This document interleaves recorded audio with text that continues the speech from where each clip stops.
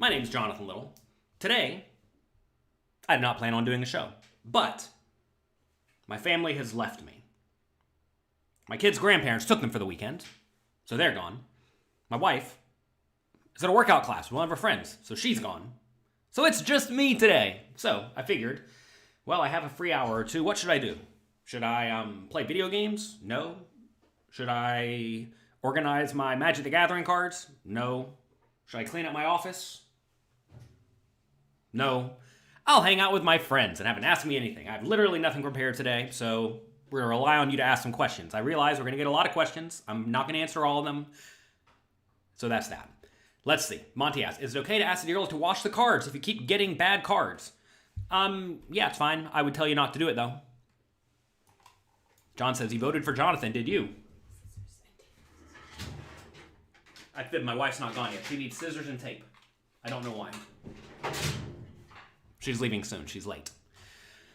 Let's talk about the Global Poker Awards. The Global Poker Awards celebrate poker players' successes and highlight people in the poker community. Not just poker players, but also content creators, media people, tournament directors, casino owners, etc., etc. And every year, they have a vote for Poker Personality of the Year. One of the few awards that the fans get to vote on.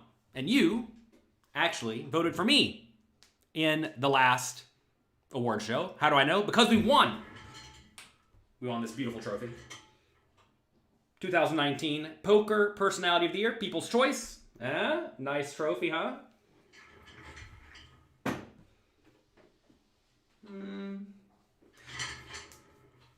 There's actually a lot of people who've come into the poker space over the last year, in the content creation space, and I think we have a lot of worthy competitors this year. That said, I have been here putting out YouTube videos for you 4 or 5 times a week, every week for the last year.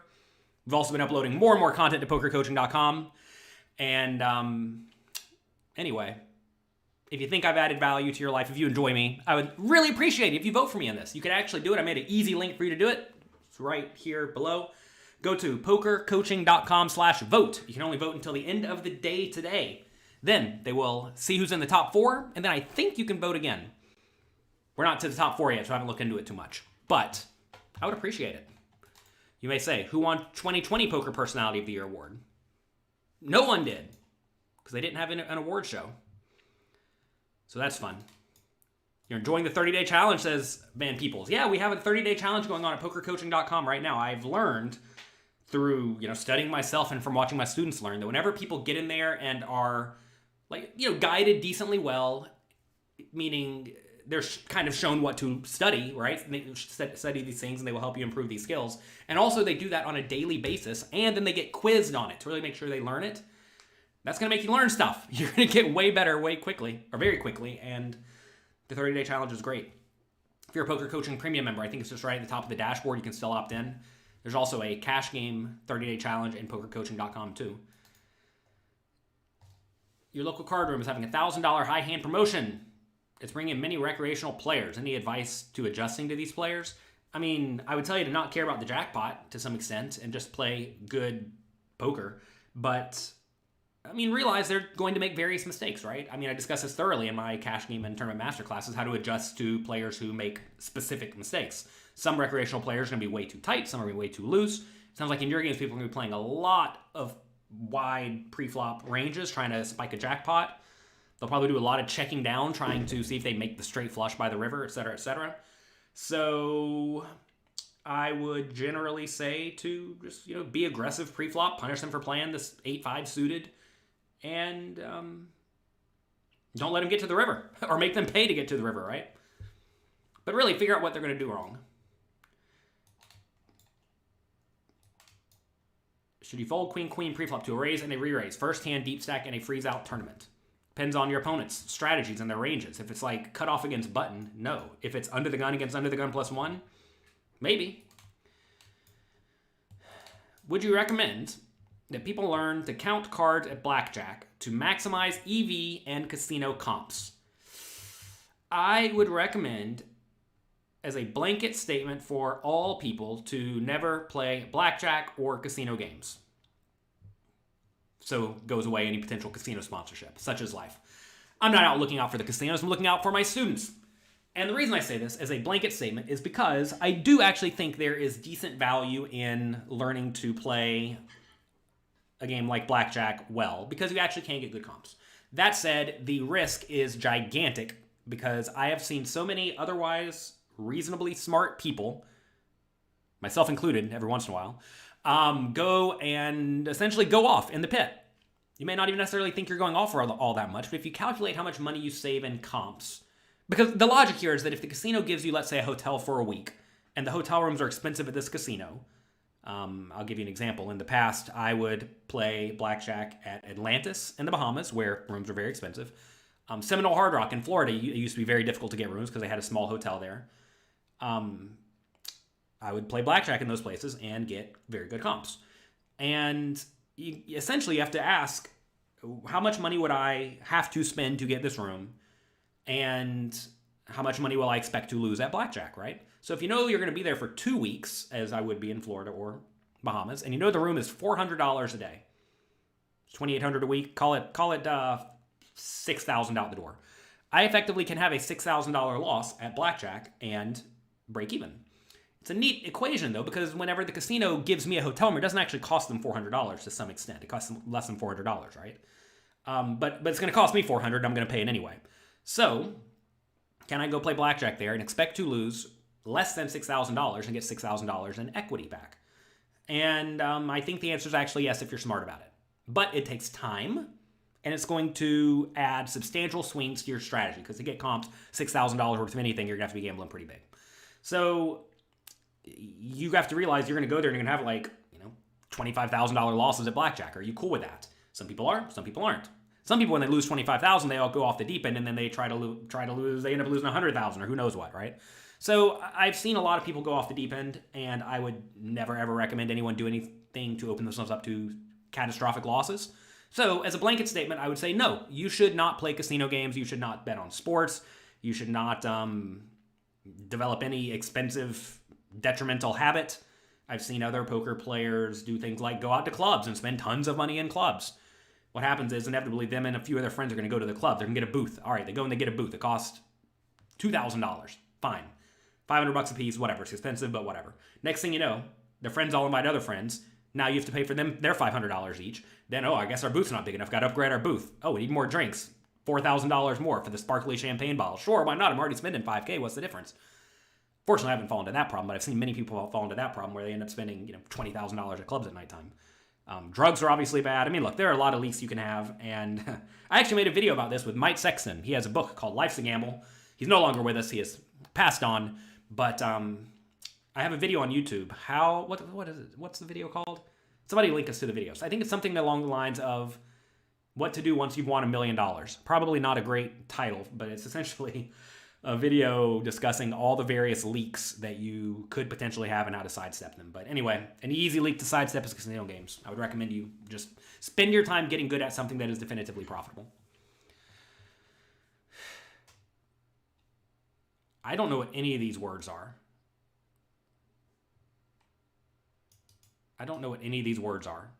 Why yak? I have literally no clue what you're talking about. A reg is a good, strong, fundamentally sound opponent.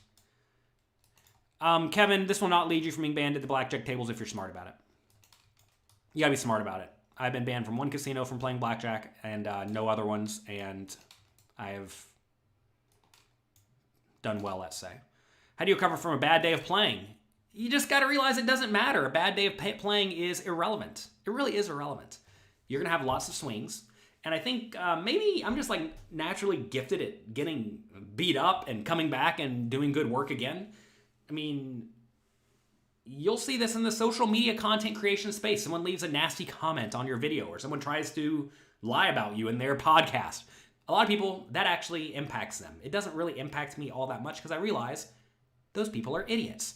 And you can't worry about bad things that happen to you away from the table. And at the poker table, it's just straight variance to some extent. Assuming you know you're playing with an edge, you know you're making money on average, right?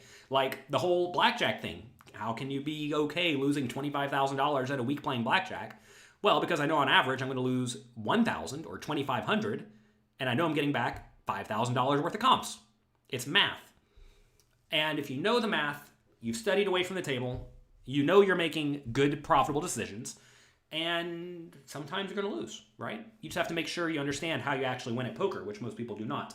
The way you win at poker, find a game you can beat, play it a lot, keep a proper bankroll. It sounds like you may not be doing the middle one, playing a lot. You're 17 and currently play poker. You have a full year to study. What should you study and what should you expect when you start playing? Checks, I would tell you to study either my cash game or tournament masterclass at pokercoaching.com. That is the fast track to success. What should you expect when you start playing? I'm sure you can already play free rolls legally. I'm not sure the rules of your jurisdiction or if your parents play, let's say. And I would tell you to get some experience as soon as you can. Can we talk about river bluffing? Yeah, check out the river bluffing section at pokercoaching.com in the cash game masterclass. Casinos in general are negative EV, yes. How to avoid tempted calls?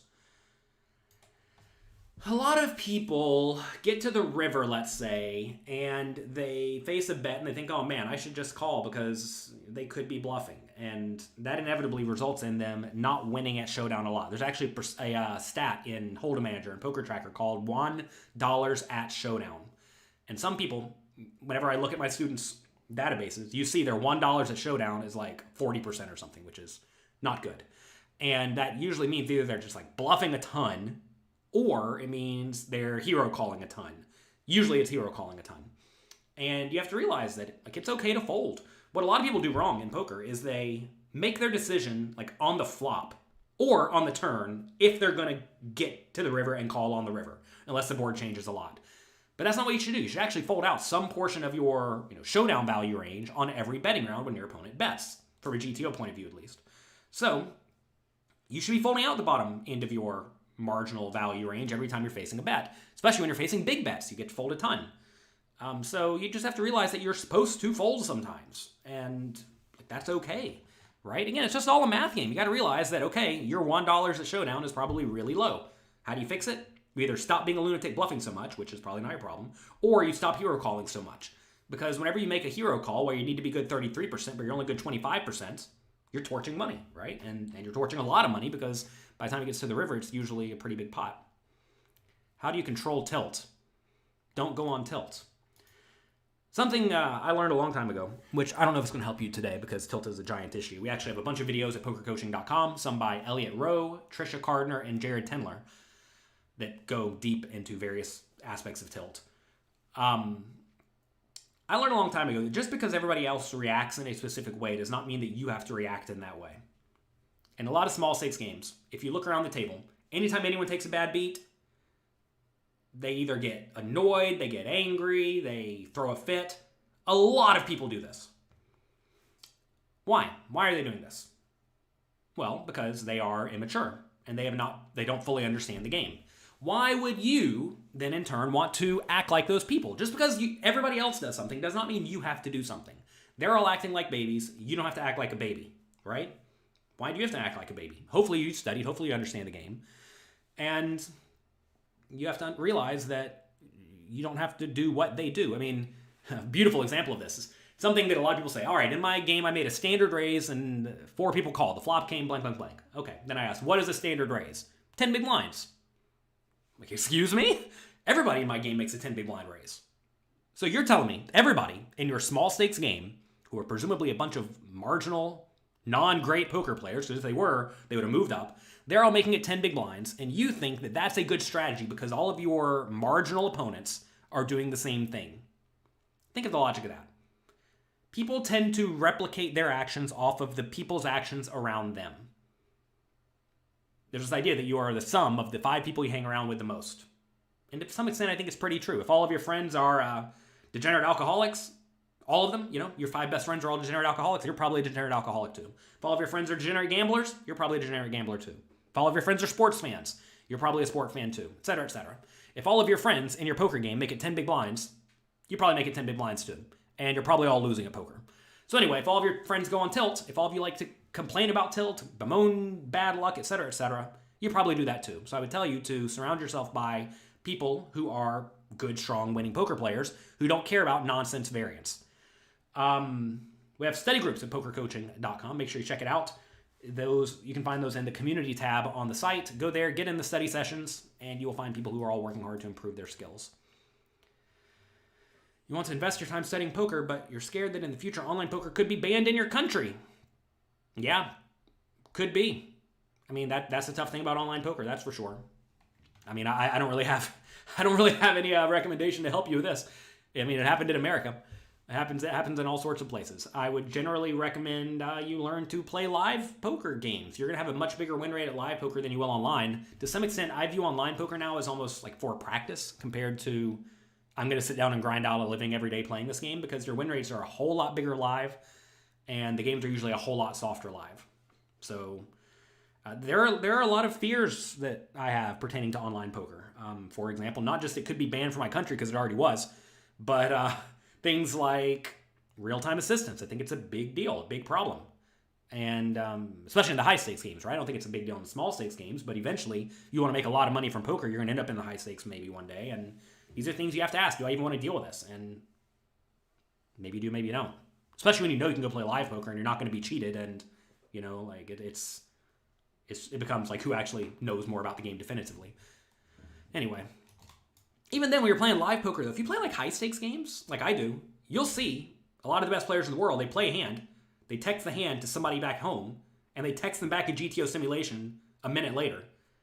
And now they know how to play that spot they just played. So they're getting like real-time feedback. It's not real-time assistance, but they're learning very quickly. And it's part of the game to some extent at that point, and there's not a whole lot you can do about it. I mean, I guess they could ban phones, but even then, like the good players could remember the hands, study them later, and get a whole lot more real-time feedback, or effective real-time feedback, than everybody else. It's not real-time because it's not like in-game. You get what I'm saying, though. They learn a lot quicker. How to range a stream in cash games when you pay by the hour. They get wider. They essentially become more like the tournament ranges that we have on pokercoaching.com. The GTO charts we have at Poker Coaching for cash games presume that there is a rake, and the tournament charts presume there obviously is no rake. Daniel says, you've been crushing it. Good job, good work. After taking the chip lead, do you loosen up more or tighten up more? Neither. Just keep playing good poker. Maybe you can apply a little bit more. Maybe you can apply a little bit more pressure to medium stacks if you feel inclined, but really not a whole lot changes, assuming there's no payout implications. What is your average bet when paying for those comps? It's not actually a great question. Your average bet at particular times, as you can probably figure out when you're playing casino gambling games, should be a lot higher at particular times. Not just when the deck's good, but when specific people are around. Anyway. Y'all may not know this. I know almost everything there is to know about gambling. In the dream world, in Jonathan Little's dream world, you could just pull up to a casino table and print money. I've studied basically every game that is widely available, at least in America. And we stuck to poker. Why? Because that's the game where you can have a big edge. And it's a game that has good longevity, and it's a game where you're not going to get banned for the most part. I mean, you can get banned from like private games, but don't play in private games, right? I would definitely recommend you not devote much, if any, time to the casino games. I'd recommend none, honestly. What are my thoughts on 5-card PLO, 4-card PLO, et cetera, et cetera, et cetera? I don't know. I don't play them. Again, this goes back to the idea of why am I playing a game? I want to play a game where I can invest a lot of money in a short period of time. That's Jonathan Little's ideal strategy. Because then we just have a gigantic hourly rate, right? And I don't really care about variance. So, have big swings. It doesn't make a difference to me. So, what is ideal for Jonathan Little? Well, I mean, in theory, it's something like sport betting would be ideal if it took no time, but it doesn't. It's a very, very difficult game. Poker is actually not ideal for me because you have to sit at the table for a long period of time. But you can invest a pretty good amount of money at poker in a short period of time. Like if you go play a $100,000 tournament at Aria, you may make $5,000 or $10,000 on the tournament, probably $5,000, $6,000, whatever, 5% ROI. It's nothing insane. But it's going to take you like 4 hours or 5 hours on average, right? So $5,000 in 5 hours, $1,000 an hour. Sign me up. But games like 5-card PLO, for example, I don't know if you can even play those for all that high of stakes, and I don't know if the game has longevity, right? I want games that I know are going to have longevity. I'm not going to devote a lot of time into my life to learn to play a game that may not exist in a little while, and a game that I cannot play high stakes for. People play games for various reasons. It's important, very, very important concept to recognize that people play games for different reasons. A lot of people play games because they like playing the game. I don't really play poker for fun at this point in life, though. I play poker to make money. And I enjoy playing poker, but at the same time, if I'm going to play a game purely for enjoyment, it's probably not going to be poker. I enjoy other games better. Because, I mean, there are a lot of games out there where the odds that poker is the best one is pretty low, because there's a lot of games out there. And, anyway, I think a lot of people play games because they like that variant of poker a little bit more than the other variants of poker.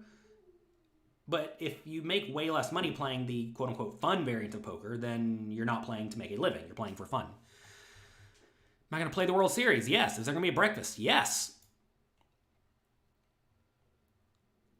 You're on a money bubble. You raise all in with the 20 big blind stack with ace-king. Seems good to me. 20 big blinds at a final table, ripping it with ace-king is often pretty good. You have a difficult time folding late in the tournaments. I mean, you should not really be trying to avoid coolers all that often. If you're folding kings and queens and ace-king preflop, you're probably screwing up. How many strong poker players know who use cannabis recreationally? Cannabis use is a weird thing. My main traumatizing experience with cannabis was going to stay with a group of poker players in a house for about 2 weeks. I went to their house. I stayed with them. Me and one of my friends, all good poker players, went there to stay with 4 other guys, and they're smoking a ton of weed. Not a ton, more like pounds. They're smoking pounds of weed. Lots. And I was smoking none. My other friend was smoking none. And all 4 of those guys are well broke. Me and my other friend are still very good poker players. And I know that's a small sample, but I've also seen plenty of people who like have to run out to their car in the breaks to go smoke their pot. Otherwise, they can't sit there and be sane, etc., etc. Ideally, in the ideal world, I want to have to take nothing. I don't want to take anything. I do take the caffeine. We have our brain fuel. We have our coffee. In terms of things I need to take, I think these are about as minimal as they possibly could be. I don't know. In the ideal world, I don't want to be on anything. And I'm not on anything. I think that that's probably ideal. I mean, I get the idea that there are various, what I call nootropics, that help your brain think better, et cetera, et cetera. I don't think pot is the one that you want to be on. In terms of, like, if your goal is to actually maximize your brain output and focus, I don't think pot's the right thing for that. But obviously, I'm not a doctor or a drug expert. Lots of people use drugs recreationally. But again, if you're anything like me, I know that I don't do much of anything recreationally. Either I'm doing it or I'm not. And I don't want to be smoking the pot all the time. NFTs, you in on any? I'm one of the biggest collectors of generative art in the world. I got a few CryptoPunks, etc., etc. NFTs are fun. You can find OpenSea.io/JonathanLittleVault. That's one of the accounts. If you had $50, what would I do with it? I guess I'd be playing Tiny Stakes cash games. When you're set mining, yes, you should be set mining. If somebody raises to, whenever you get 3 bets, follow the GTO charts. You're going to find GTO charts often recommend calling 3 bets with the small pairs. As the 3 bet gets bigger and bigger, though, it starts to get worse, right? I mean, it's a simple implied odd calculation. Ideally, you want to get something like 8 or 9 or 10 to 1 implied odds. As the stacks get shorter or as the 3 bet gets bigger, you are usually losing those. How do you get a poker coaching hat? If you're a poker coaching premium member, you know if you are, send an email to support@pokercoaching.com and we will send you one for free. I never get the idea of companies that you have to pay, and you're paying them good money, right? I mean, poker coaching is not cheap. They then want to charge the users like $20 or $40 for a hat. It's like, what are you talking about? If you're paying me for Poker Coaching Premium, I'm happy to send you a hat for free. Is America's Card Room a good place to play in comparison to PokerStars?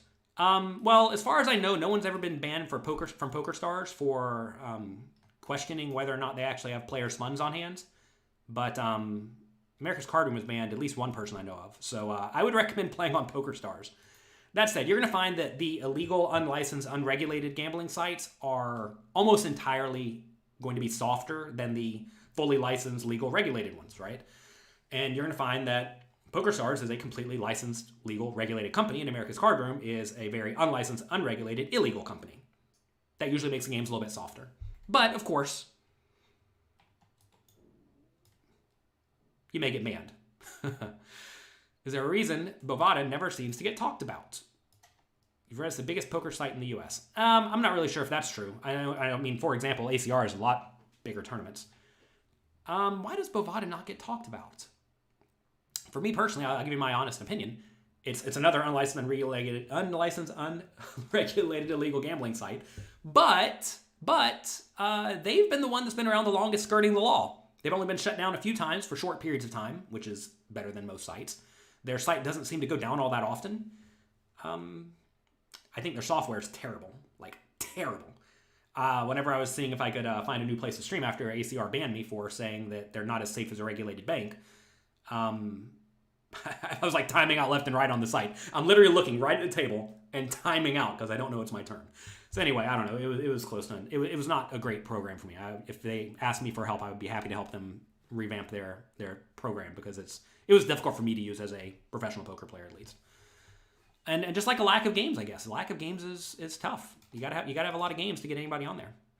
Coffee or espresso. I'll drink anything with caffeine. Actually, that's not true. I mainly like coffee or espresso. Should you fold your ace king? I don't know, man. Depends on a lot of stuff. Do I have a different style if I'm playing online or live? Live, I'm definitely playing way more exploitative because you actually can figure out what your opponents are doing wrong very quickly. Online it's a little bit tougher because your opponents are moving around a lot more and they're changing tables a lot more, and I'm playing a lot more tables online, so my focus is stretched. Very, very thin. And I mean, you have a heads up display on a lot of the sites, which is very, very helpful, and I will be very exploitative at that point, but with way fewer reads in general, you just have to play closer to GTO. Obviously in high stakes games you got to play closer to GTO as well. Is 300k hands enough to get through variance? Probably. If you're losing at poker over 300,000 hands, probably a losing poker player. If you're winning, you're probably a winner. Queen's in middle position, less than 20 big blinds, and a raise from under the gun. Easy all in, you have no chips. Look at the GTO charts. See what the GTO charts say. Now, obviously, this is a weird spot because somebody's raising a gigantic raise, but no, it's an easy all in. Making $14 an hour. Good job, good work, William. Grind it up. You're playing in a cash table for 3+ buy-ins and have another place to buy. Should you go to your secondary location? No. Well, so look, Dead Brown, you got to realize whenever you're playing at a cash game table, if you think you're better than your opponents, you want to have as much money on the table as possible, presuming the other big stacks are not on your direct left, right? This is a spot where if you, especially if you have position on the big stacks, or if they're on the other side of the table, or if they're not especially good, you're happy to have this variance. Now, you got to realize that maybe you're not playing properly bankrolled, or maybe you're not playing in a game you can beat. But in the ideal world, you want everybody to have 3, 4, 5, 8 buy-ins on the table if you're a good poker player. If you're not a good poker player, you should not be playing to begin with, assuming you care about money. But no, you should not be afraid to... I mean, sometimes you're going to get stacked, but that's part of life. Any advice for adjusting in sit and goes when over a large sample, you're a slight loser? You can't move down from this stake. I mean, because you're playing the smallest games already. The problem with the smallest games is that the rake is probably high, proportionally. The rake may be like 10%, which may be close to unbeatable. I remember a long time ago on Party Poker, the rake for the $5 sit and goes was $1. The rake for the $10 sit and goes was $1. Same rake for both games in terms of dollars, but the $10 game had half as much rake as the $5 game, right? And that results in those games being way more easily beatable than the $5 games, even though the $5 games have weaker players, right? So maybe it is a function of the rake being too high. I mean, adjustment, it sounds like you're just not playing well. If you're playing small stakes games and you're not winning, hate to break it to you, either the games are too tough, which could be the case on your site or whatever, I don't know, or you have not studied enough. Sit and goes are a relatively difficult game nowadays, and you're probably not playing good ICM poker. You should definitely study ICM a lot. A lot. You have consistent wins followed by a big crash. You probably cash out whenever you win a little bit, and then you go off. So, things you can do. Something I saw Phil Ivey doing a long time ago. A lot of people notice this. He used to play high-stakes heads-up games. He would sit down, he would play. If he would lose 2 buy-ins, he would quit. If he won, he would not quit. Which makes sense, because in theory, if you're losing, it presumes, on average, you're in a game that's too tough for you. Now, obviously, variance happens, etc., etc. But If you find that you are at a cash game table and you lose 300 buy-ins, odds are you're at a tougher than average table. And if you're winning 300 buy-ins, odds are you're at a softer than average table. You, of course, have to pay attention to how you're winning and losing. But how do you help with this? Well, cap yourself with the number of buy-ins you can lose. And also don't cap your wins. A lot of people cap their wins at like 1 buy-in, and they don't cap their losses, which is dumb, right? Like if you should not cap either in theory in the ideal world, because every hand you play, you win money or lose money. But if you're winning money on average every hand you play, you want to play a lot of hands. Duh, right? And if you get up and quit, you're not playing hands, which means you don't get your win rate. But if you're going to cap something, you want to cap your losses. But a lot of people hate leaving a loser. They hate leaving a loser. What I used to do at 5 to no limit every day is if I lost 450 big blinds, $4,500, I would quit. That usually happened maybe once or twice a month. I played every day, many hours a day. And once or twice a month, it'd be a 4,500 loser. I'd pack it up and I'd go. Or I'd also quit after about 12 hours of play. That's about as long as I'd like to play. So sometimes, I would end up losing probably 40% of the time, 45% of the time, but my wins were twice as big as my losses on average. And that works out great. You have to get over the idea of trying to lock up a win. Can we get ranges when there is a 3-bet in front of you? The problem is then GTO kind of starts to go out the window. You have to realize you can make a chart for all the scenarios you could possibly be in, but the charts start to be very far from GTO because people don't play GTO all that well. Also, if it goes raise 3-bet in front of you, it's not all that hard to figure out. Just play good cards, right? And your bluff should be good high card blockers, like ace, queen, etc. You play 1-3, $10 rate capped at $15. Oh my god, that's a lot. You're profitable, good. The rate is the same at 2-5 and 5-10. Same concept we just talked about, right? You're wondering if it's good to take a shot at 2-5. If you're properly bankrolled, you should probably play 2-5. You really should. You should probably play 2-5 ASAP. I think it's going to be a very good thing for you. Especially if you're like definitively winning at the 1-3 game. You've played all forms of poker. You've played all forms of poker since you was 14. Always been a winning player every year, although over the last 8 years, you do not play other than recreational. Explain to you what you should do. You should find a game and stick to it and prove that you're a winning player. I mean, a lot of people hate this logic, especially if they like playing various games because they're playing for fun, honestly. If you like playing for fun, well, realize maybe playing poker professionally is not for you. But if you care about winning money, you need to specialize. You win by getting really good at something. I mean, think about any field. Think about lawyers, for example. Most lawyers who make a lot of money are specialists. They're really good at a specific thing. Think about doctors. Doctors that are really good, make a lot of money, are specialists. People in finance who are really rich are often specialists. They are not like all over the place doing all sorts of random stuff. They're specialists. Same thing with poker. You'll find a lot of the best tournament players play almost entirely tournaments. A lot of the good cash game players play almost entirely cash games, etc., etc. How much can a student usually win a week in micro stakes games? Vincent, that's a math problem. I'm going to let you figure that one out. Yeah, wait, 10x isn't standard. Haha. Got your poker coaching hat and pin yesterday. Sweet. Where are my pins? For those who don't know, you all don't know to request this. We actually also have these cute little pins. Isn't that nice? I thought these would be a fun little perk to throw in the bag. Funny enough, I can even open this thing. I actually had these made, and they were like half this size. I'm like, these are way too small. You would not believe the difficulties I've gone through trying to get all of you cool little perks. Cool little poker coaching perks. Yeah? Yeah? It says be the shark, pokercoaching.com. I know it's not. No, it's not focusing. Come on, camera. Not going to focus today? Not going to focus today. It's hard to focus. When facing a full table of loose calling stations, what adjustments should you make? Call wider? Sure. Use position? Sure. 3-bet more often? Sure. All this is discussed at pokercoaching.com in the Cash Game and Tournament Masterclass. I found a good mobile solver. No, I have not.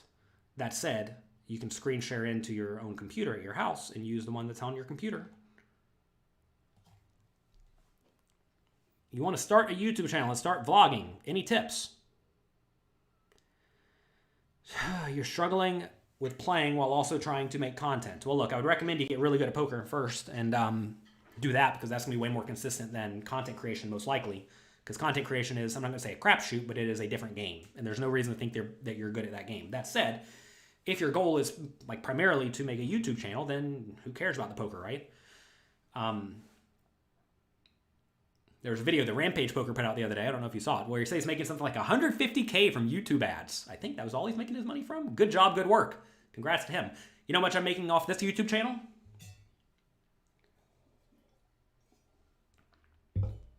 Besides all the brain fuel I can drink?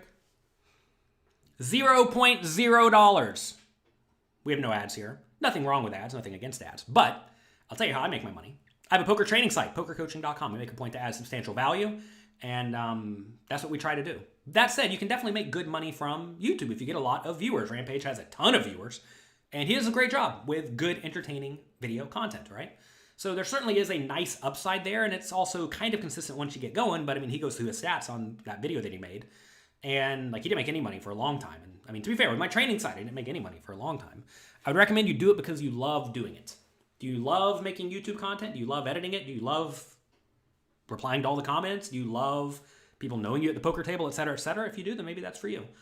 That said, I would recommend you, to some extent, copy the people who are doing it right. I don't do it right, by the way. If you look at a lot of the people on YouTube, they do not do what I do. And that's fine and good. But if a lot of the most popular people are very clearly doing like live play video blogs, where they kind of like put you in their seat and let you experience their live sessions. Seems to be very popular, and it's probably a whole lot easier than what I do in terms of, I don't know if it's easier than what I do. It's different than what I do. It's different than what I do for sure. Definitely their editing is probably way more difficult than what I do. I don't know. Anyway, it doesn't really matter if it's difficult or not difficult, but I would recommend you follow the people who are clearly crushing it, right? And the people who are clearly crushing it are mostly doing like live play video blogs. And I would recommend you do that, especially if that's what you're already doing. Just get in there and do it. Get in there and do it. How do you deal with long downswings? I don't care about them. Is there ever a time to limp? Sure. When they fold you in the small blind, limping's often advisable if there's not a big rake. On the button, 15, 20 big blinds deep, there's some merit in that. If people limp in front of you, there's merit in that. Is ICMizer helpful for turbo sit and goes? Definitely. Make sure you put in the correct ranges for the opponents. You can also adjust the ranges for the opponents in ICMizer as well. So if like any good solver type program will allow you to adjust the ranges for your opponents. 5-5 PLO 5 games are way bigger and more profitable than 5-10 no limit. Sure, they're also way slower. Make sure you account for that. Obviously, though, like player skill level is very important. I mean, I've done quite well at PLO, not 5 card, 6 card, 7 card PLO, but regular old PLO, because I was probably like an 85 out of 100 at PLO in terms of skill level, but everybody else was like a 20 out of 100, whereas a no limit hold'em I'm like a 98, and everybody else is a 85, right? So I was proportionally way better at PLO than the opponents for a long time. And I'm sure PLO 5 is super soft right now because there's not a whole lot of strategy content on it, and I'm sure people are just punting away. But all new games get tougher over time, and you may find that the game is great for a while, but the edge will diminish. How tall am I? 4'8". Hello from India. Welcome. Moderation is key. If cannabis helps you, moderation is key. I would say, look, for all things that could conceivably be life leaks, moderation is very, very important. I have found that I am bad at moderation. I'm also bad. I mean, most poker players are bad at moderation, especially poker players at the high level, because you get really good at poker by going all in on it, by like not using moderation. And the thing is that whenever you do a lot of drugs, not in moderation, you drink a lot, not in moderation, you party, not in moderation, you gamble, not in moderation, all these things just completely wreck you. Let's see.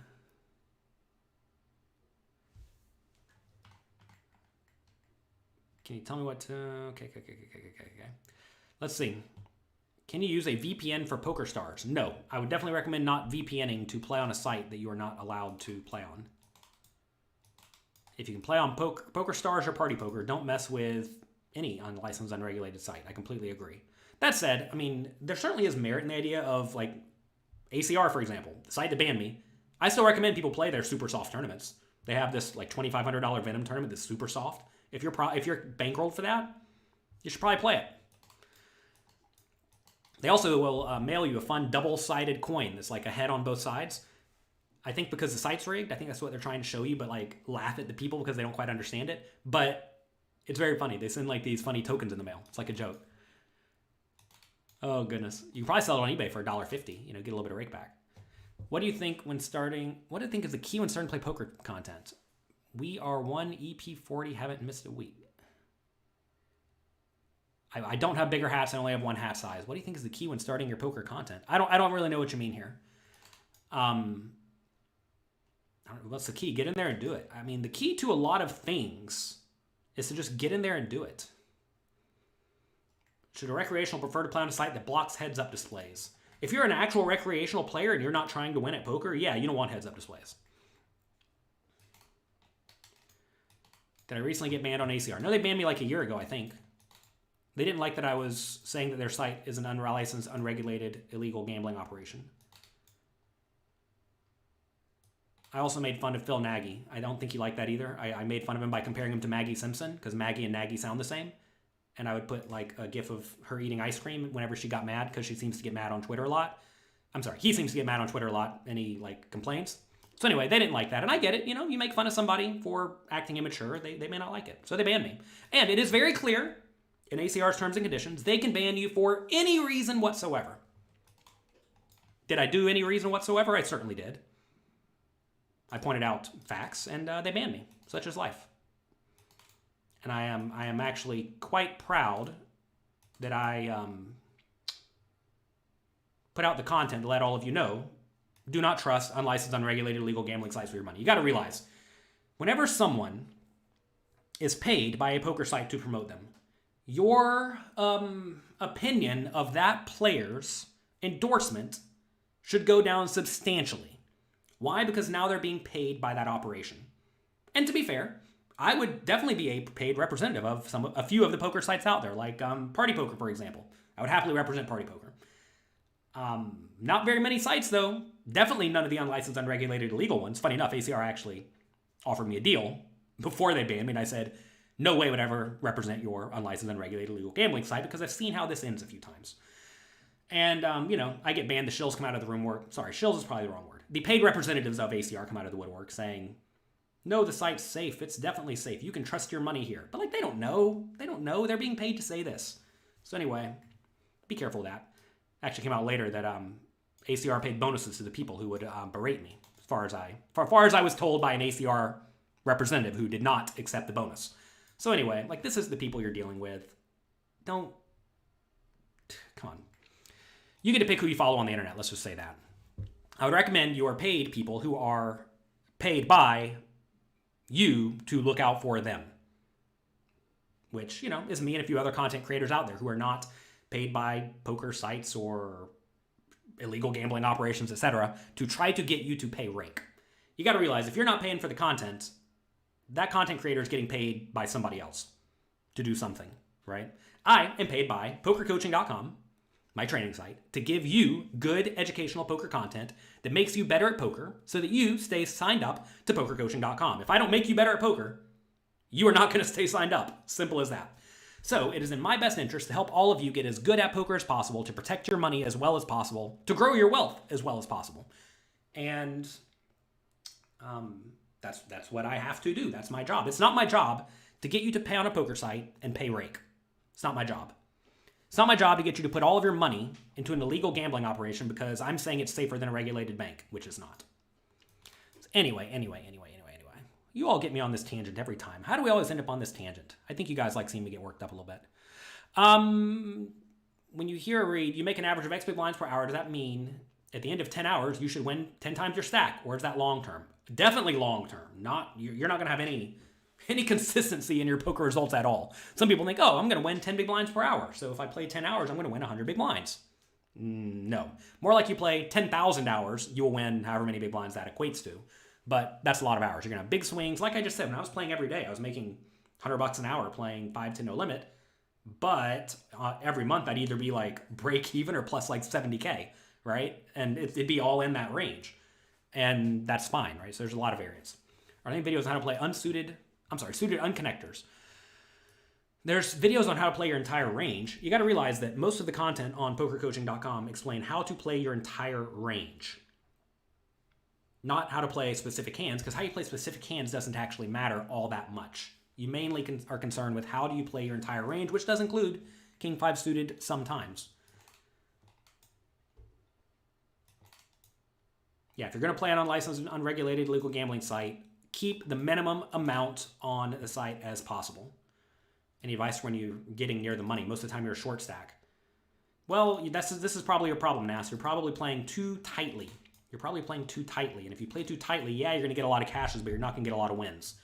And you make a lot of money by getting a lot of wins. I mean, if you look at a lot of the biggest winners in the game, they don't cash a whole lot more than any regular person. But they win a whole lot more. So there you go. You have Excelling at No Limit Hold'em. What book should you buy next? I would recommend Mastering Small Stakes No Limit Hold'em or Secrets of Professional Tournament Poker. The Essential Guide. One of those two, depending on if you're playing cash games or tournaments. How do you start your multi-table journey? Go through the tournament masterclass at pokercoaching.com. You're scared of letting your opponent get there with a draw. Well, realize they don't have a draw that often. And also realize that when you keep them in with all their draws are not going to come in and they're going to bluff sometimes. You have to ask, what is going to happen if I let my opponent see the river? And, sometimes you get outdrawn, sometimes you don't. Should you stop and go? I'm not even going to read this question. Should you stop and go? Almost certainly not. Stop and goes are not good. The idea of I'm going to call and then lead all in with nothing on the river is almost never a good strategy. Or call pre-flop and then lead all in on the flop is almost never a good strategy. Do you measure your short-term performance? Not really. What is your VPI, PB, and online cash gains? Depends on the opponents. How many years did you guys crash in Vegas? Well, 3 or 4. Did I focus only on cash? No, I would still play the big WPT tournaments, but they only had a big WPT tournament about once a month. So I would travel to play the big WPT tournament, and usually a tournament or two around it, which would take 6 or 8 days a month, and then I'd be home for the rest of the month, and I would play cash games like every day I was home. Can you provide charts? Yeah, charts are available in the Poker Coaching app. Is it realistic to be profitable playing Zoom? Yeah. Not at the high stakes Zoom, but medium and small stakes Zoom, sure. I want to thank all of you for being here, by the way. What's the best way to figure out if you played correctly? Run it through a solver, or ask someone who is very good at poker their opinion. You've gone from $50 to $7,000. What sort of games should you focus on at this point? More of what you've been doing, just higher stakes. You've been playing mostly $20 tournaments and $25 sit and goes. I mean, if you're a good, solid sit and go player and you're winning at sit and goes are a great way to increase your wealth because you can have a good win rate and put in good volume. So if your goal is to make money, I think sit and goes are great. They're also helpful for learning final table skills. I mean, if you look at a lot of the biggest winners in poker, a lot of them started at sit and goes because it just makes you understand ICM. Hope you all are enjoying the show today. If you do, I could use your help. Today is the last day for the writing portion of the vote for the Global Poker League. No, Global Poker Index. Global Poker League doesn't exist anymore. The Global Poker Index, Poker Personality of the Year. If you enjoy this show, if you enjoy the sporadic rants about nonsense, if you enjoy the random tangents, if you enjoy the consistency, or if you just like me, I would appreciate your vote. You could head over to pokercoaching.com/vote. Voting ends at the end of Monday, January 17th. We'll see if we make the Final Four. If we make the Final Four, we'll figure it out from there. I would definitely appreciate it. You can go to pokercoaching.com/vote right now. Type in my name, enter the info. I would appreciate it. You almost final table grips home game yesterday. Almost. Have I gone to lunch with Phil Nagy? No, he's never asked me. I actually was going to go on Mike Matisow, the moderator's podcast with him, but I thought Matisow had it lined up, and then apparently Nagy canceled it. So I'm trying. Look, you all may not believe this, but I am not much of a fighter. I am happy to say what I think about something, but I'm not trying to fight with anybody. I actually am a bit of a pacifist to some extent. I want everyone to get along, cooperate, and just do good, productive things together. When I start seeing detrimental things, though, happening, that's when I get my fighting shoes on. When I start seeing liars making up stuff, I start to get my fighting shoes on. I guess I have a few pet peeves. I'll tell you some of my pet peeves now, since you have me. Since you didn't ask, but this is Ask Me Anything. I really don't like it when people try to defraud their followers. I get really, really irked whenever I see, for example, someone paid by a poker site telling their fans, yeah, put all of your money on that illegal poker site, because it's safe. Excuse me? Apparently they've not been around for lock poker, for cake poker, for net teller back in the day, for, the list goes miles long. UB, Absolute Poker, right? There's a bunch of sites that have gone down, that a lot of them have shady regulations. So clearly that's a dumb statement. And then they back it up like, yeah, it's safe. And then they ban people for saying it. It's like, come on. That kind of irks me. I also don't like it when people take other people's words and work out of context and then make it as if that is what they said. There have been a few people who have like misquoted stuff in my books and then tried to say this is what Jonathan Little thinks, but it's not. They only read 3 words out of a 200 word paragraph and a 5,000 word chapter. And people try to make others look bad on the internet for some reason. I think it's because they don't have anything else going on in life and that's the best they can do. And whenever people like really try to defraud their followers, or they try to make others bad by essentially lying about them or really confusing what actually happened, those two things really, really get to me. Why? I don't know. What's the minimum cost to play poker at Bellagio? I know they have 2.5 no limit. What do you think about poker vloggers? Think they make entertaining content that people enjoy? Are they good for the game? I guess. I don't know. Haven't really thought about it. Have you heard about Brad or Doug Polk, Andrew Nemi, and Brad Owen purchasing a portion of a poker house in Texas? What are my thoughts? I haven't looked too much into it. I do know that, long story short, there are no regulations in these games. Essentially, you pay a membership to a club, and then when you get in the club, you can like do whatever you want. And I would not be shocked if the government clamps down on these things at some point. So, like, would I buy a Texas card house? No, absolutely not. But that said, maybe I'm a bit of a nit. I like to know that whatever I'm buying into hopefully will not be shut down by regulators tomorrow. But I'm sure they've done their diligence. They probably know more than I do about the situation. So, sure, buy whatever thing you want.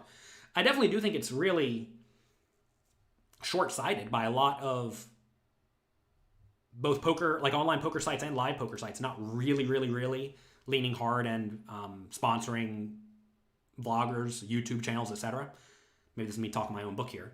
But, like, we have a lot of viewers here. And this isn't even the biggest channel, right? And I'm surprised that a lot of the poker sites have not really leaned into video bloggers. That said, they really lean into Twitch streamers, which shockingly have way fewer viewers. It doesn't make any sense to me. It's going to sound bad. I get the idea. They want to get in front of a young audience because the young audience becomes poker players one day, whereas YouTube audience skews a little bit older. But that said, people who are watching on YouTube usually are, well, actually able to play the games. So I'm kind of surprised that they have not leaned into YouTubers too much. So, the YouTubers here, all 3 of these people are YouTubers, not Twitch streamers so much. I'm sure they decided to take it into their own hands and make their own poker room. Why not, right? So anyway, that's that. I think, is it good for the game? Sure. Why not? Why have you not enabled ads on YouTube? Because I don't want to waste your time. Now, I will say that YouTube actually sent an email out recently saying that if you don't have ads turned on, they're just going to start turning them on for you and keeping all the revenue. I think is what it said. I was like, excuse me? I don't have ads turned on here because, first off, I advertise my own stuff to you, right? I realize that I spend 20 seconds, 30 seconds, 5 minutes sometimes per video talking about pokercoaching.com. That's the ad, right? I realize a lot of people don't actually have anything to advertise. And even if they do, they want to make even more money. Nothing wrong with that. But why do I not have ads on? Because I hate ads. Jonathan Little is adamantly against ads. For example, whenever I watch cable TV, I never watch anything live on cable TV. Because in my mind, I'm already paying $100 a month or whatever it is for cable TV. I don't want to now be shown an ad that I know the cable TV company is making money off of. It makes me actually a little bit mad. Not mad, it makes me annoyed. Not mad, but annoyed. So anyway, I know that whenever they show me an ad, the cable company makes 0.001 penny off of that. And I know whenever I have ads turned on YouTube, I'm going to make 0.001 penny for each of you that watch this. Do I really care about making $1,000 back per video in exchange for making all of you waste some of your time? No. No. If I cared about making a little bit of extra money, I just wouldn't make YouTube content. I'd go play poker or do something else that I know makes money. Because I make no money off this. This is effectively an advertising channel because hopefully all of you go to my poker training site. But like in my mind, I want to, number one, get to my ads and not show you an ad for toothpaste. But also, number two, I don't want to make you watch an ad for toothpaste. Never in a million years. If you told me I'd be getting paid a ton of money, if you were to give me like $500K a year to turn on ads on YouTube, I don't think I'd do it because I value your time, right? People always ask, like, why do you write a book? Look at that book. The book's like 500 pages. Why are you writing a 500-page book if you're not going to make a whole lot of money off of it? Because I know me spending that 100 hours of my life writing that book is going to help all of you immensely. Now, does showing all of you an ad about toothpaste help you immensely? No, it doesn't. Might make me $1,000, but I don't care. So anyway, why do I not have ads on? Because I value your time. I value all of your time immensely, and hopefully you all appreciate that. What stakes should you beat online if you beat 2.5 Live? Maybe none. 2.5 Live is way softer than basically every game that you're going to play online. The players aren't clueless at 2.5. Well, maybe they aren't. It's intimidating moving up from 1-2. Yeah, I mean, you got to realize the players who are at 2.5 are the winners at 1-2. Yeah, the game's going to be tougher. How to adjust to bad players. Play better cards than them. All right.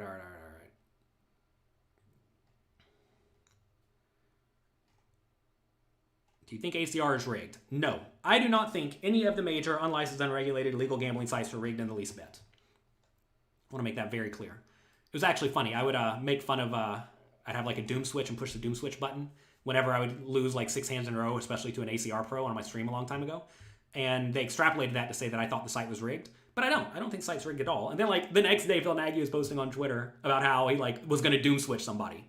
So it's funny how like you can make the jokes about the thing, but don't let anybody else make the joke about the thing. But no, I don't think ACR or Bovada or Global Poker, any of those are rigged at all. I think they may like run off with your money one day.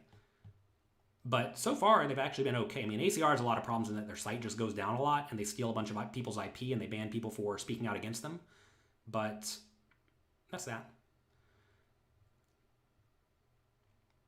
Did they say how much they would offer you? I mean, so it was funny enough, I actually mentioned this, and a lot of people did not believe it. It was based on potential signups based on the size of my email list. And it was something like $200K a year in affiliate revenue. And I would obviously not do it for that. I just told her I'm not going to do it for turning on $1,000 of actual like legitimate ads. Certainly not going to advertise an unlicensed and regulated illegal gambling site for $200K a year. That would be asinine. You have to realize that I'm playing the long-term game here, and my brand and trustworthiness is worth a lot. And if I was to ever represent a site that I am going to tell you is not all that safe to begin with, which they probably wouldn't let me say that if they're paying me, but if I'm going to represent a site and that site goes down, you should lose all trust for me. You should. You should lose all trust for anyone who represents a site that goes down and steals your money. Well, would that be good for me in my poker coaching business that, believe it or not, makes more than $200K a year? The answer is obviously no. We're playing the long-term game here, not the short-term game. The problem is that I'm in a pretty good spot in life, and I realize that I'm in a good spot in life, and I don't have to take the quick money. A lot of people are not in a good spot in life because a lot of poker players who were good poker players a long time ago don't win anymore, or they have a big audience and they don't know what to do with it. They have one offer from an illegal gambling site. If you're making $0 from your work or your social media presence, and now you can make even $10,000 a year like some of them are making, then would you rather have 0 or 10,000? Especially if they don't even care about their audience, right? You got to realize I actually care about all of you a little bit. I mean, like I said, I could do anything today, but instead I decided to wake up and do this Ask Me Anything with all of you because I like all of you and I appreciate all of you and I want to give back to all of you. And a lot of people don't have that same, I guess affection's the right word for their followers. They view you more as an asset, right? And I'm not trying to sell out my asset here. Not selling out this asset. Let's see. How do you get close to as possible with playing the GTO without using the solver? Practice a lot with a solver. Also study at pokercoaching.com. We have lots and lots of content going through how to play based on the solver. I mean, look at the Tournament and Cash Game Masterclass. There's tons and tons of GTO simulations there. Only 69 likes. If you're enjoying this, click the like and subscribe button. I'd appreciate it. How do you balance your time with content creation and playing poker? I play poker whenever I'm traveling, which usually ends up being about 1 week per month nowadays because I have a wife and kids at home. I have a poker training site. I have lots of other stuff I do. So whenever I'm traveling to play poker, I play poker 100% of the time. Whenever I'm at home, I am making content and working on poker coaching and helping my students 100% of the time. And so it's not like 50-50. It's, I guess, in theory, more like 25-75 at this point. But again, it goes back to like, what am I trying to accomplish in life? Whenever I'm playing poker to some extent, it's almost like the most selfish thing that I do. Playing poker is quite selfish because whatever hourly rate I'm going to have there is going to be lower than the hourly rate I have just helping people. And I feel like I have a duty to some extent to help people enjoy their poker more and help people be better at poker and help people enjoy their life a little bit more. And it goes back to what we were talking about earlier, right? If I can spend this hour here with you today to help however many thousands of people that's going to watch this, you're going to watch it, you're going to presumably enjoy it, otherwise you'd leave. Is that worth me giving up an hour of my time? Obviously, yes. Obviously, yes. I don't know why more people don't do this kind of thing, honestly. So, is that worth an hour of my time? Of course it is. Whenever I go and travel and play poker, I'm really not doing any of that, and that's kind of selfish, to be fair. So anyway, I think if anything, I should probably play even less poker than I do, and just help all of you more and more. How do you move from Chippy Veet? I mean, this is a big question, but in general, ICM applies right off the bat when you're down to 18 people and like 4 people get in the money. How often should you cash in a tournament? Well, figure out what percentage of the field gets paid. Was there ever a rigged poker site? Yeah. Ultimate Bet and UB were very clearly rigged. Do you like roller coasters? Very much so. Funny enough, my big boy, 5-year-old James, is getting old enough to where he can maybe go to roller coasters. Go do roller coasters. So I'm looking forward to a trip maybe in April with him to go play poker. You can see I want to go play poker. I'm ready. I haven't played in like a month. I'm looking forward to going to some roller coasters. How do you keep patience? Oh, wait, how do you learn patience to keep the bankroll there? Well, you're approaching poker like a gambling game. If you just like shoot all of your money in there every time you go to play, inevitably you're gonna go broke. Hate to break it to you. Do you think Phil Ivey still studies poker? Phil Ivey said in an interview recently that he studied poker a lot. Do you play online much now? I play online poker some Sundays when I don't have anything else going on. You regularly get a lot of chips, but then you slowly bleed to death. You're probably knitting it up near the bubble, and that very easily could be a problem for you. Should you ever fold ace-king to a 4-bet? Probably not. What is a reasonable rake? So funny enough, rake is a weird concept because in theory, any rake is fine as long as it is beatable, right? Like imagine they rake $20 a hand at a 1-2 game and they take $20 out of every pot. Is that a beatable rake? Well, depends on how bad your opponents are, right? If your opponents are terrible, maybe. Ideally, though, less rake is way better. Me and Doug Polk are your favorites. All right. How do you get a Shark Hat? If you are a Poker Coaching Premium member, send us an email, support@pokercoaching.com, and we will give it to you. Phil Nagy acts like a dictator. Well, when you're I guess, I don't even know what he is exactly, CEO of a business, you kind of are a dictator to some extent. A benevolent dictator. I'm the benevolent dictator of pokercoaching.com, even though I let other people make a lot of the decisions. All right. What is one of the more crazy, memorable experiences from your Ship It Holla days? Oh, goodness gracious. That was a long time ago. My memory is actually quite terrible. And to be fair, I was one of the least involved people with the group. Funny enough, I'll tell you a funny memory. I had a choice. Maybe I was 22. I could either live in the Ship It Holla house or with my friend Shannon Shore in his house that he kind of got together.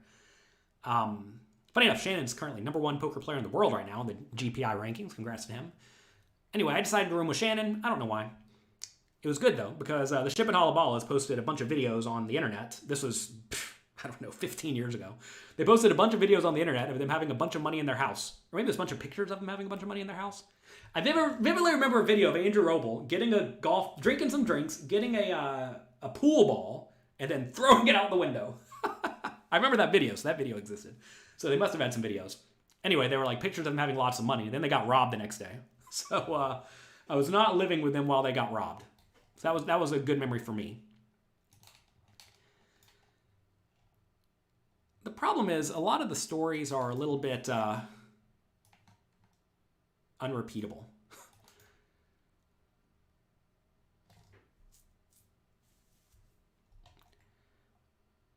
What are my thoughts on people who overplay ace-5 suited? It turns out ace-5, it's kind of hard to overplay ace-5 suited. Ace-5 suited is a really good bluffing hand. Lots of people from India here today. Hello, hello. Why is your site slow? We're actually working on this a lot. I realize that there are a few things that are very slow with the site. We had developers that decided to randomly take a week off last week, which is really tilting to me. But anyway, we're working on that. I'm not the developer, which is a problem. Funny enough, pokercoaching.com has gotten kind of big. We have multiple full-time employees, tons of coaches, development teams around the world, editing teams around the world.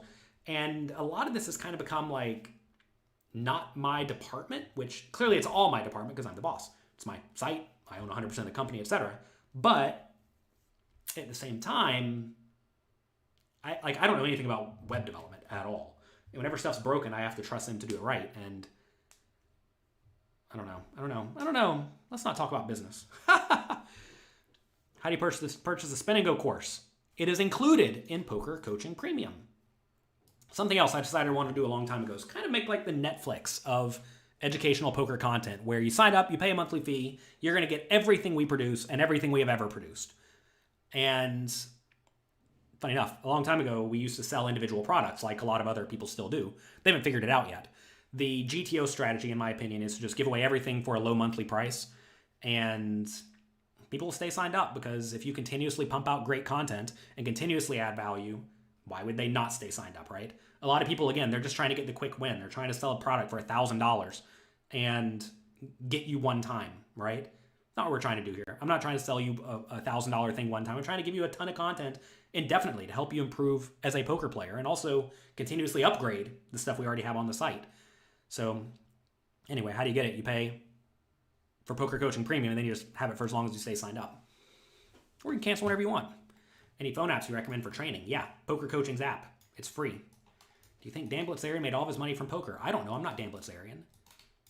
I never get the allure of speculating on where people who you don't even know made their money. I get that some people like celebrities, some people care about this type of thing, but like I don't care about that at all. I don't care where anybody made their money. I have played with Dan Blitzerian a few times. It is always a real treat. How do you invest your personal money? I have a SEP account, which is like a retirement fund. I have a Roth IRA, which is a retirement fund. That money goes into Wealthfront, which essentially puts all of your money in a bunch of index funds, and then it rebalances it according to some algorithm. That's where my retirement money is. We also have our, call them long-term investments and a bunch of angel investments. I invest a decent amount of money through Jason Calacanis in his syndicate. He has a book called Angel, where you invest in tech companies. So far, that's done quite well. Seems like he's sharp at that. One thing I've learned a long time ago is to find sharp people and invest with them. Realize Jonathan Little knows nothing about angel investing. So find a world-class angel investor and invest with them. Sounds smart. I don't know anything about picking stocks. Find a world-class stock picker. Turns out there aren't a whole lot of those. And invest in index funds, because you can't really go wrong there. Sure, we could go wrong. There is this idea that if everybody is in index funds, and the way index funds are balanced, you start like really pumping some asset prices. Anyway, we're not gonna get into this. Have a decent amount of money in crypto. This somehow done amazingly well. I don't know if I'm especially sharp at it. I do know I'm good at trading things. Y'all may not believe this, but on the floor, way back there, that's a bunch of Magic the Gathering cards. I'm good at trading and collecting stuff. So we've gone deep in NFTs. We've done quite well on that. Anyway, no active trading for stocks, though. I've learned a long time ago. You're clearly not sharper than the market. You have to ask, have I devoted my entire life to this? If you have not, then don't think you're better than everybody else.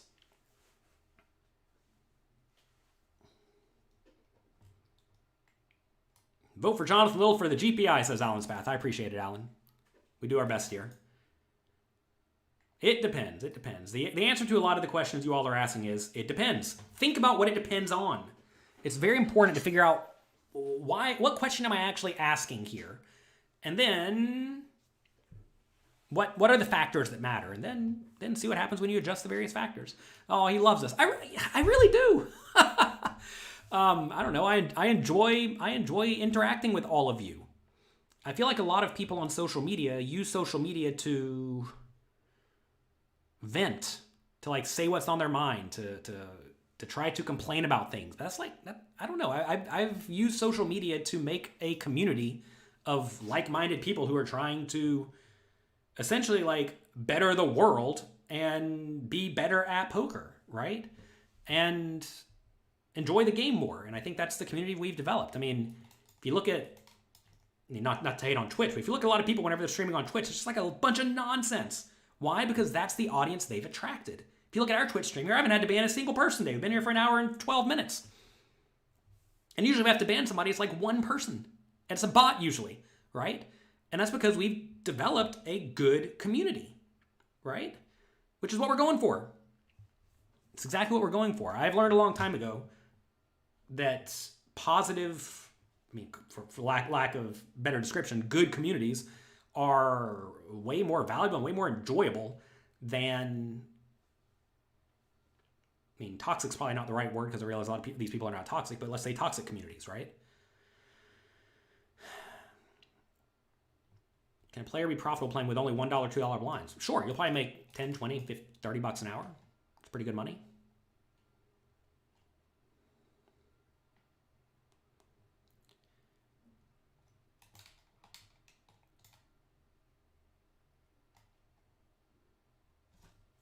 Do I play online also? I play online on Sundays sometimes.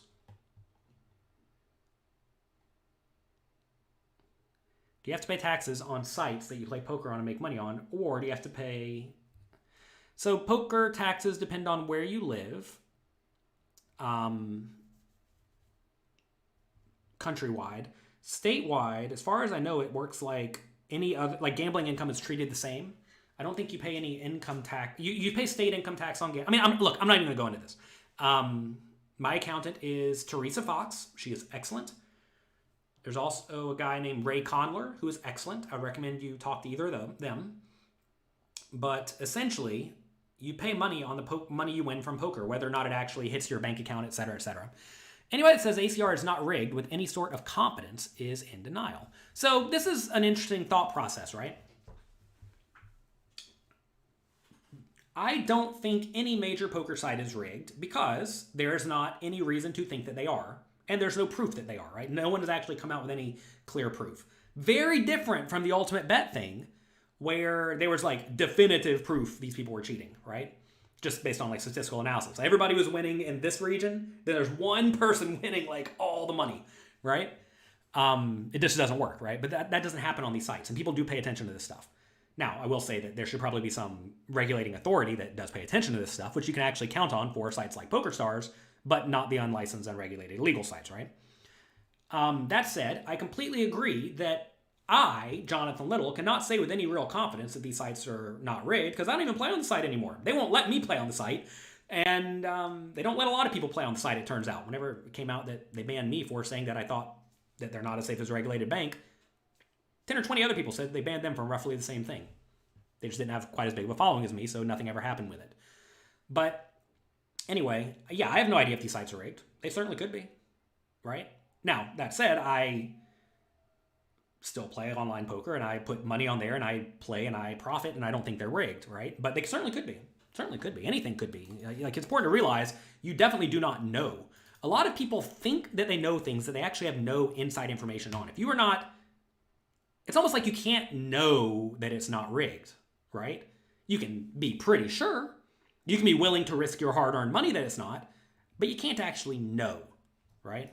So that's the tough thing with working with any like very, very much unlicensed, unregulated company is that you can't really know if they're defrauding people or not because there's nobody checking on them at all. You're currently 70% done with the master class. Where should you go from there? I think something like the 30-day challenge would be very good. That's a very good next step. Also, just search in the classes in the search bar, things that are giving you problems, and find the videos on the topics that are for issues that are still giving you trouble. What's my greatest coaching success story? There's been a bunch of them. There's too many to count now that I think about it. But some of my favorite success stories. I mean, this previous World Series, I was walking back to my hotel room, and this really, really good European kid, I'm not going to out him, world-class European guy, He was in the Global Poker League when that happened. He was probably like 18 then, or maybe 21 then. He's probably like 24 now. He, like, I didn't even know, I knew of him. I knew he was a world-class poker player. I didn't know that he knew me really beyond from, social media or whatever. But he comes up to me and is like, yeah, I learned everything I knew from your training site on sitandgoicons.com whenever I was 13. So this guy apparently got good at poker back whenever he was 13 years old from my training site. Not saying you should be playing online poker when you're 13 years old, et cetera, et cetera. But I get that story more than I would think I would. That a lot of these players who are now like the best players in the world tell me that they studied from my site a long time ago. I mean, we have plenty of testimonials in all of our various promotional products, so check it out if you care to see more people who have learned from the site. Do I hope my children end up in a different field? I don't really care where my children end up as long as they are happy and enjoying their lives. Person really wanting to pay for spin and go course, huh? How do you get the most money in a cash game? This is not a good question. You get money in cash games from taking advantage of what your opponent's doing correctly. Should you run it twice or once? The only time you should run it 2 times is if your opponents are good, strong, world-class players. Assuming you're also a good, strong, world-class player. You always want to run it 1 time if your opponents are not good, strong, world-class players, and you are, because they are going to go on tilt when they lose sometimes, and you are not. They're not going to be properly bankrolled sometimes, and you are not. Well, you will be properly bankrolled, etc. Running it twice is really good to reduce the variance, but if you're a good, strong, world-class poker player and you're properly bankrolled, you should not care. How do you win the final table and not take 4th or 5th? A big realization a lot of people have eventually is that it's way easier to take 2nd, 3rd, 4th, 5th, 6th, 7th, 8th, or 9th than it is to take 1st. It's hard to take 1st. What are my thoughts on taking shots at big tournaments? Definitely don't try to satellite in. Satellites are really, really bad. I have a video. No, it's an article. You can search Jonathan Little, why I tell my students to not play satellites. Google that. Long story short, it's okay to play games that are bigger than your normal buy-in, but the thing is, a lot of people normally play like $100 average buy-in, then they buy in for $2,500 into a tournament, and that's just ridiculous. It's a good way to make you experience a ton of variance. And also, if you're a $100 tournament player playing in a $2,500 tournament, even if you're like fine in the field, you're just going to make errors because you care way too much about the money. Should you be 3-bet bluffing more or 3-betting more linearly in small stakes games? Maybe, if your opponents call a lot. How long did I study before I made real money? I started to make real money close to immediately playing Limit Hold'em a long time ago, but I'd already read like 5 poker books on Limit Hold'em. So there were no training sites when I started, so I probably had studied more than everybody else in the game, because probably back then no one had studied.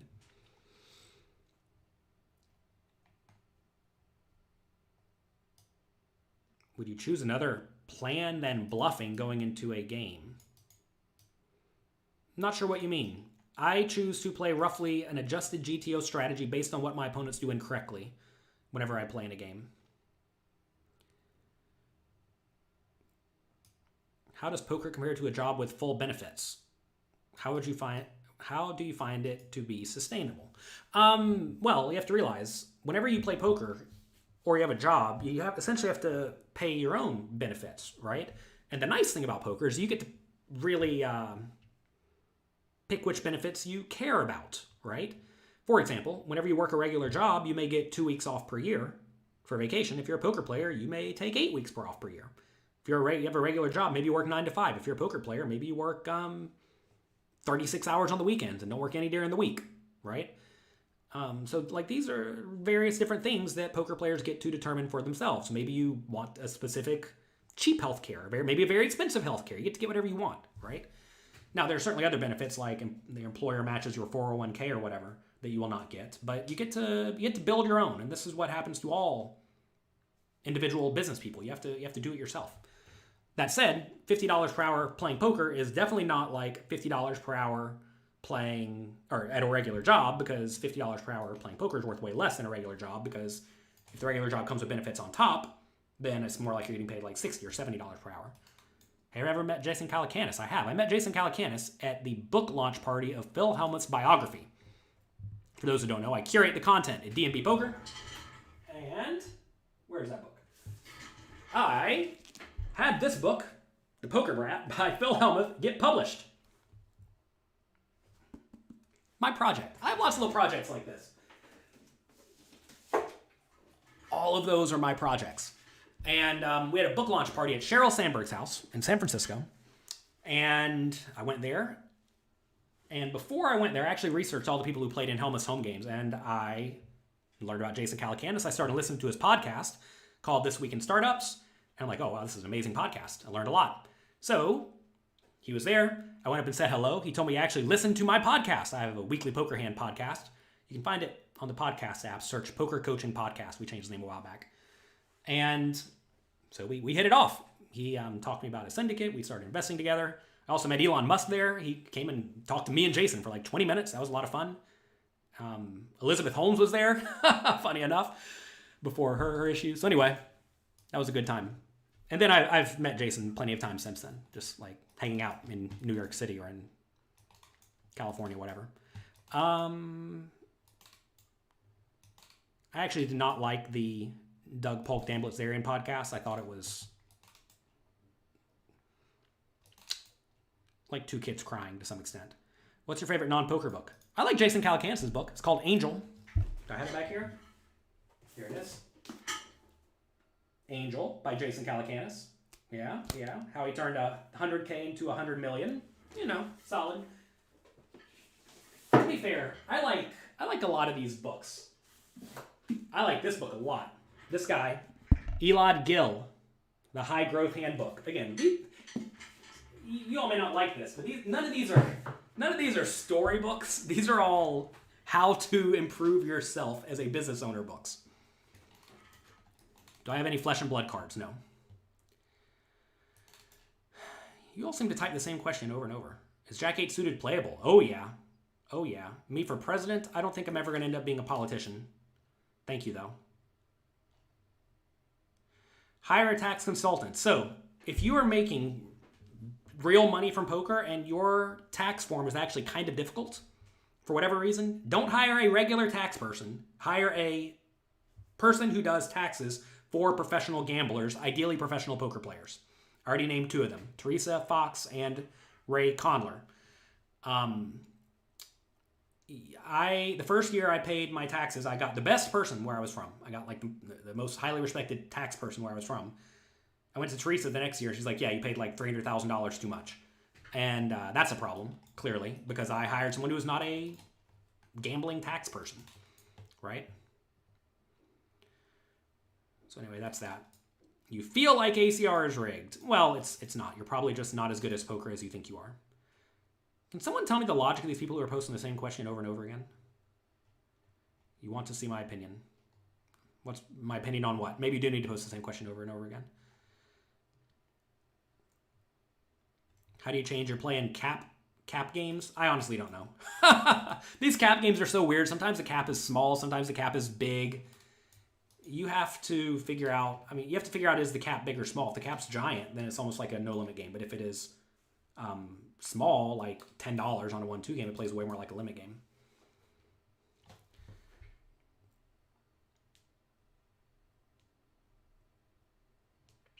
Is there a playlist of mine you can follow as a beginner? Yes. Go to pokercoaching.com/fundamentals. pokercoaching.com/fundamentals. Okay? Who's the greatest no-limit hold'em player of all time? I don't know. This is a weird question because it depends on the era, right? I have to imagine it was probably someone like Tom Dwan in his heyday. I've never played with Stu Unger. Probably Stu Unger in his heyday was probably great too. I don't know. Seems like it. Is Modern Poker Theory a good book to learn after the fundamentals? Yeah, sure. I think it's good. You just got timed out for linking to poker coaching. That's no fun. Sorry.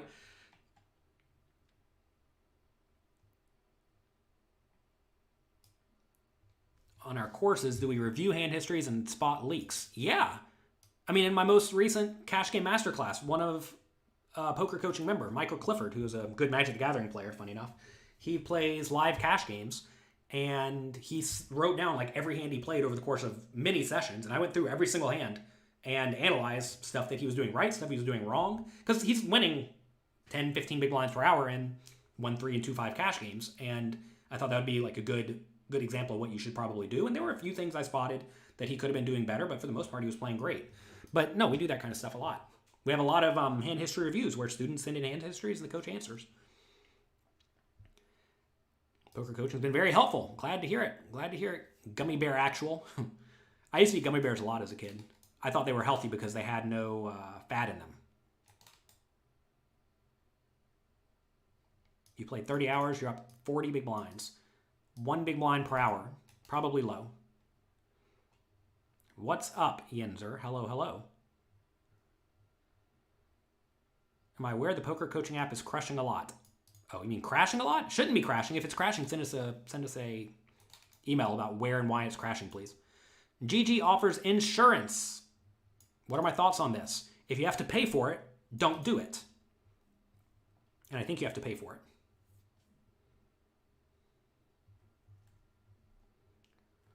Take in consideration the EV generated over the satellites by overlays. It's presumed that satellites do not have overlays. Now, if your satellite is giving you a giant overlay, then sure, it should be obvious if the site's dumping money on you, there's merit in playing these games. It's presumed when you play a poker tournament, though, that all the money comes from the players and they take a rake out of it, right?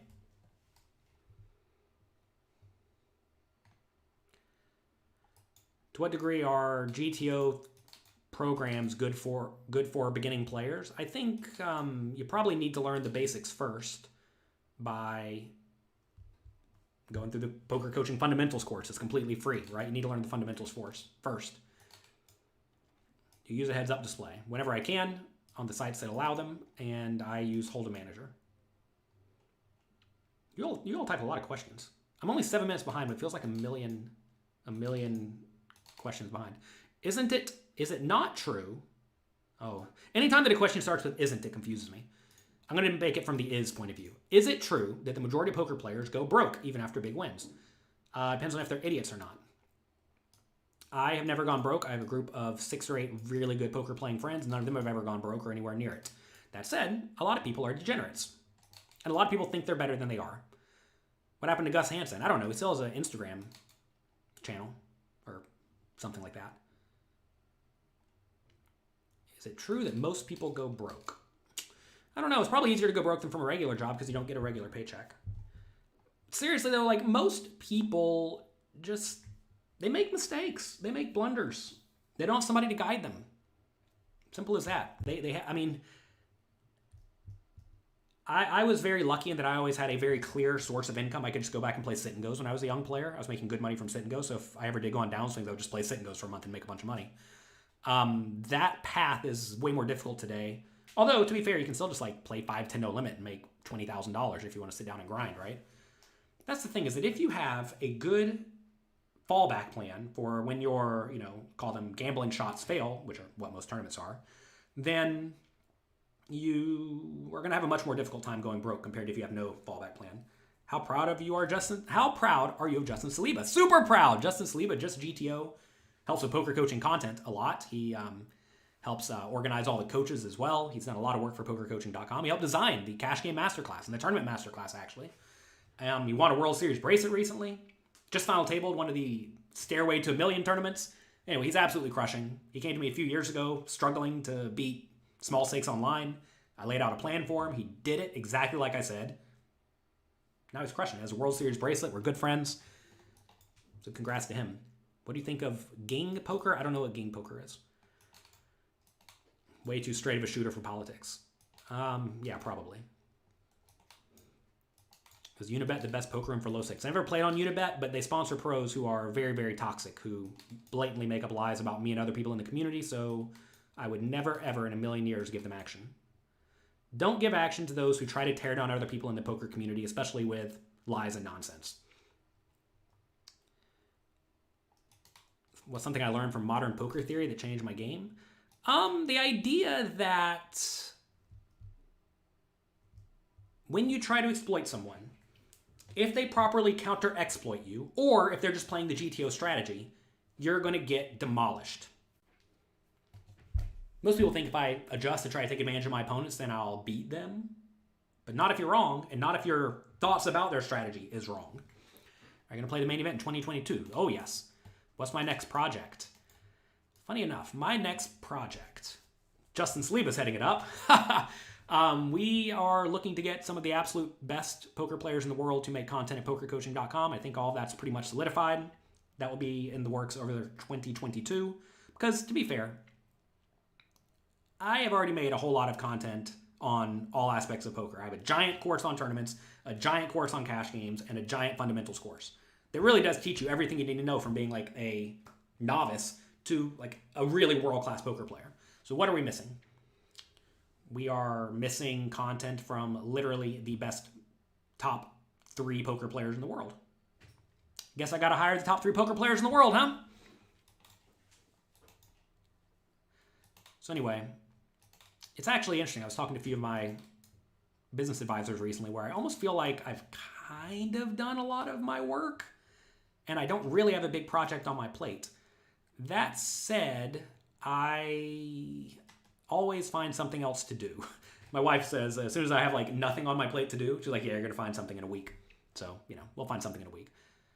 I mean, the Modern Poker Theory is a book, right? That I had no clue I was going to be working on, and it just like fell in my lap and took probably 300 hours of my life getting the book in good shape, and I made $0 from it, And it's just like a project I do for all of you. It just like fell in my lap. I needed to do it. I wanted to do it, and I did it, right? How do you identify leaks in your own game? An easy way to identify leaks in your own game is to have other people who are good look at your game, right? Which book would I recommend for beginners? Pokercoaching.com/fundamentals is a free course. That said, a book for beginners who are actually trying to get good at poker would be, what's the book called? Mastering Small Stakes No Limit Hold'em. Did I do a cameo for wishing a college student you good luck on your accounting final? I think I remember that. Oh, you're saying I did do it. Well, then I guess I did. Did you pass your accounting final? I hope you did. Good job, good work. If you didn't, well, you could always take up poker. You know what qualifications are preferred to be a poker backee? For those who don't know, I'm an advisor to the poker backing company. And what qualifications are required? I don't know the exact qualifications. Essentially, though, they want you to be a good, strong, winning poker player right off the bat. A lot of people go to Poker for backing because they have a private training site, similar to pokercoaching.com. They're a little bit more hands-on. You have to be, you're going to be a professional poker player if you are becoming a poker backee. So if that's not you, if you're not trying to become a good, strong, world-class poker player, you're probably not right for them. Need to consider Chip Reese for best no-limit hold'em player of all time. From what I understand, Chip Reese was a world-class poker player, but perhaps not a world-class no-limit hold'em player, which is why I did not say his name. I actually remember where I was when Chip Reese died, funny enough. I was in my Las Vegas apartment. They were doing a high-stakes living episode of me and my tiny Las Vegas apartment. I'm like, what are you talking about? This is the least high-stakes living thing ever. Lizzie Harrison was there, and she was interviewing me, and then we got the call that Chip Reese died. It was sad. I don't know why it was sad. I had read whatever content Chip Reese put out, but I didn't know him personally. But I'm like, man, that sucks. That sucks. All right. What should your VPIP, etc. be? We're not going to go through that. Do you read fiction books? Very few. Very few. It's going to sound bad, but I really don't have a whole lot of free time. And that's... I wish I had more free time. I actually have a bunch of books I've been trying to read. Let me show you. This is one of the 2 piles of books I need to read. You see all this? That's on my to-do list. Oh, God. You've been struggling with hands like Ace, Queen, etc. Check out the video series by Alex Fitzgerald on how to play jacks and on how to play Ace, King, and Ace, Queen. There you go.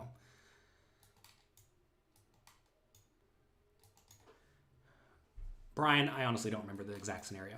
Do you have a formal business education? No. No formal business training whatsoever. All self-taught. Would I consider creating some content with Nate Silver? Sure. I'm good friends with Nate. We've talked poker a bunch. I think he's busy with his life as well, though.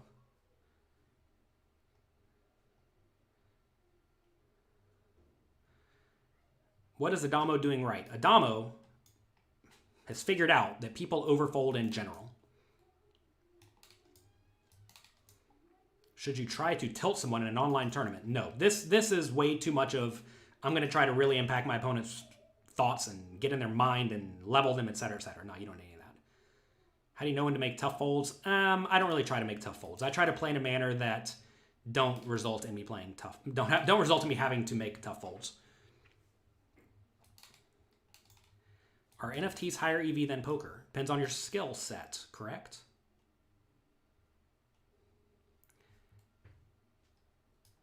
To someone who is only moderately motivated by study, do you think there is more EV in small and mid-stakes tournaments or cash games? Probably cash games. Is it possible to order your books in hard copy format? They're available on Amazon and dnbpoker.com. What are my thoughts on private games? Ideally, I would shy away from them. How do you know they aren't scams? You don't.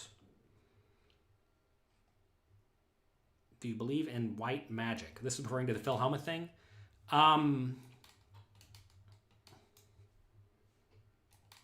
Does he make good reads? Yeah, he makes great reads.